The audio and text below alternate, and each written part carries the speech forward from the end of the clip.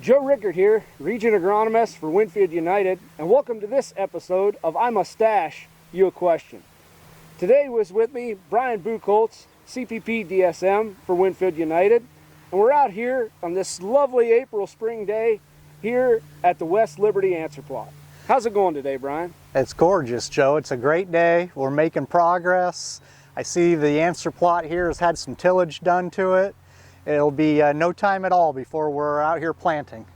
I have a feeling this spring in Ohio and around the U.S. is shaping up to be an early good spring for us, looks like. Yep, it will be, and it tends to make me start thinking about the answer plot season this summer.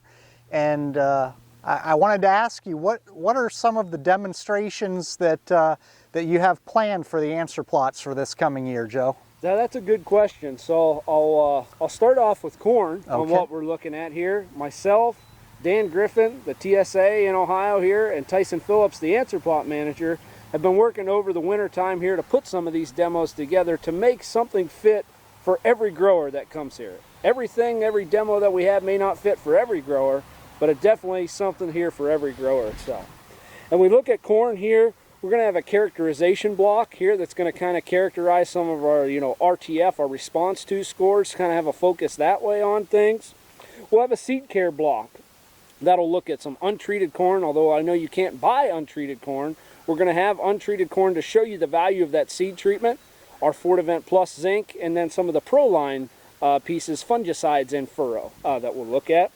We'll also have a NutriSolutions block. So we're accenting our Maxin ZMB product, our Maxin ZMB Plus product that we'll look at, which I think this year itself, growers are going to make some in-season applications. Yeah, there's been a lot of interest with the increase in prices this year on investing in the crop in season, and that'll be very good to see. I think that's going to be a big one for a lot of guys this year. We'll also have a demo on our advanced acre prescription service that we offer here at Winfield United. We'll also have a new adjuvant that we're going to be coming out with that's a high load AMS, MSO, and drift aid all rolled into one. So kind of that one convenience product that we'll look at. We're also going to have an in-furrow demo block that will look at some of the black earth products that we've got, the new Invita product that we've been promoting from Azotic, and then also our old standbys with the zinc Ascend, and then we're going to add our 6% chelated manganese in that in one of those demo treatments also. And then to finally finish up with our big blocks that we'll have is we're going to have a fungicide demo that's going to have a relay component of compounding fungicide applications as we go through the season. Well, more and more people are using layered residual chemistry, so I do think there'll be some interest in the layering of the fungicides as well. I think some of those demos will be very interesting throughout the year. And that kind of leads into our soybean aspect that we look at with, you mentioned layering residuals.